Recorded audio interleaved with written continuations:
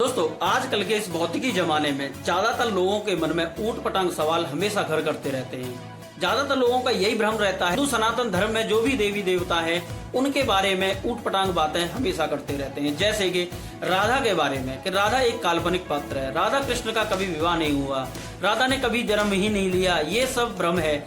और इस भौतिकी जमाने के आधार को वो एक बेस दिखाते हैं कि इस जमाने में आप सिद्ध करके दिखाएं कि राधा ने जन्म लिया था। दोस्तों इस प्रकार के अनेकों प्रश्न कमेंट बॉक्स में आते रहते हैं, लेकिन मैं इन सभी सवालों का जवाब देने के लिए तैयार हूं। दोस्तों मैं आपको बहुत सारे कमेंट्स हैं जिनके बारे में बताता हूं। एक सवाल ये भी है कि भगवान अगर एक है तो अनेकों रूपों में क्यों जानते हैं, या फिर 33 कोटि देवी देवताओं के नाम से क्यों जानते हैं। इन सभी कमेंट का जवाब देने वाला हूँ। दोस्तों आपसे रिक्वेस्ट है कि वीडियो में अंत तक जरूर बने रहें। अगर आप मेरे चैनल पर पहली बार है तो चैनल को सब्सक्राइब कर दीजिए, वीडियो को लाइक कर दीजिए। अगर इस वीडियो को देखने के बाद में अगर आपके मन में भी कोई सवाल उठता है तो आप कमेंट बॉक्स में जरूर बताइएगा। आने वाली वीडियो के अंदर आपके सवालों का जवाब अवश्य ही दूंगा।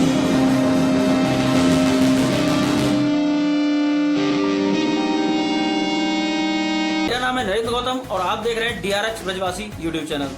दोस्तों सबसे पहला सवाल, क्या राधा काल्पनिक पात्र है? क्या वाकई राधा नाम की लड़की ने जन्म नहीं लिया? क्या पंडित पुजारियों ने इस भ्रम को फैला रखा है? लोगों का सवाल ये है कि राधा काल्पनिक पात्र है, लेकिन दोस्तों ज्यादातर लोगों का यही जवाब आएगा कि स्कंद पुराण, महाभारत पुराण या फिर भागवत पुराण, अनेकों शास्त्र की तुम हजारों बातें मुझे आप बता सकते हैं। राधा काल्पनिक पात्र है, इसका जवाब एक बार मैं आपको देने वाला हूँ। आप जरा ध्यान से सुनिएगा, क्योंकि ज्यादातर लोग जो भौतिकी लोग हैं यानी इस जमाने के लोग हैं वही प्रश्न करते हैं। इस जमाने के लोगों के लिए ही उत्तर मैं आपको देने वाला हूँ। अगर मैं आपसे कहूँ 2000 वर्ष पहले किसी मनुष्य से आप फेस टू फेस मिले, उनकी शकल सूरत कैसी होती थी? अगर मैं आपसे यही पूछूं कि उनकी भाषा शैली क्या थी, कैसा रहन सहन था, पहनावा कैसा था, तो ज्यादातर का यही जवाब आने वाला है कि आप इतिहास की किताबों को खोलकर देखिए, उनमें उनके बारे में सारी जानकारियां लिखी हुई हैं। लेकिन दोस्तों मैं ये कहूं कि ये सब जानकारियां गलत हैं, तो फिर आपका क्या जवाब रहेगा?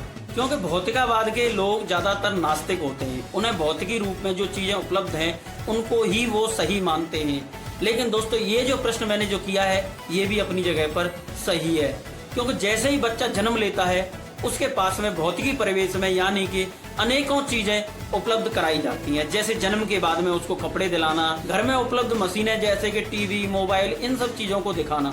तो इसी प्रकार से वो लोग इनको ही सत्य मानते। समझो इस बात को कि भौतिकी परिवेश के अनुसार आप किसी भी चीज को गलत साबित नहीं कर सकते हैं। लेकिन दोस्तों दूसरा सवाल ये उठता है कि भगवान अगर एक है तो अलग अलग रूप में क्यों बट जाता है? तो इसका जवाब ये है क्योंकि इस भगवान ने इस ब्रह्मांड के अंदर अनेकों प्रकार की माया का पट्टा जो है लोगों की आंखों पर डाल रखा है कि नहीं होगी तो वो नहीं समझ पाएंगे। इसी प्रकार से भौतिकवाद में घिरे हुए लोगों की नजर में परमात्मा का अस्तित्व भी उन्हें एक काल्पनिक दिखता है। लेकिन दोस्तों ऐसा बिल्कुल भी नहीं है।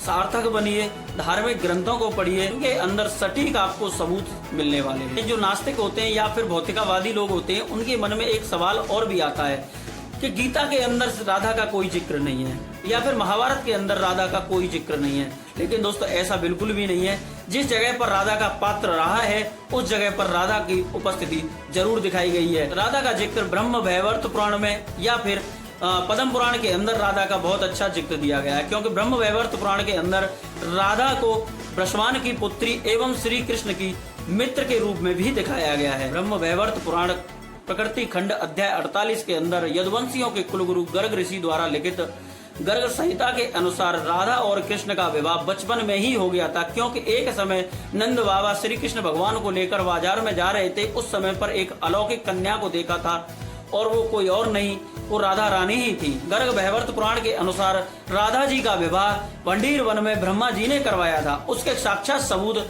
मथुरा जिले के अंदर माट तहसील में उपलब्ध एक भांडीर वन है, वहां पर आपको साक्ष्य इसके मिल जाएंगे। दोस्तों ये बहुत सारी बातें हैं जो कि आजकल के नास्तिक लोग या फिर भौतिकवादी लोग अनेकों प्रकार की जो कि बातें करते रहते हैं। दोस्तों इसी प्रकार की सारी जानकारियां अगर आपके दिमाग में अब भी कोई प्रश्न चल रहा है कि राधा जी को लेकर या श्री कृष्ण भगवान को लेकर कि उनकी काल्पनिक स्थिति है या फिर आप उन्हें सही मानते हैं, तो आप मुझे कमेंट बॉक्स में बता सकते हैं। अगर आपका कोई और भी सवाल है तो उसका जवाब मैं अवश्य ही दूंगा। अगर मेरे द्वारा दी गई जानकारी आपको पसंद आई हो तो वीडियो को लाइक कर दीजिए, चैनल को सब्सक्राइब करके घंटी के बेल आइकन को जरूर दबा देना, क्योंकि मेरी आने वाली वीडियो का नोटिफिकेशन आपको सबसे पहले मिलता रहे।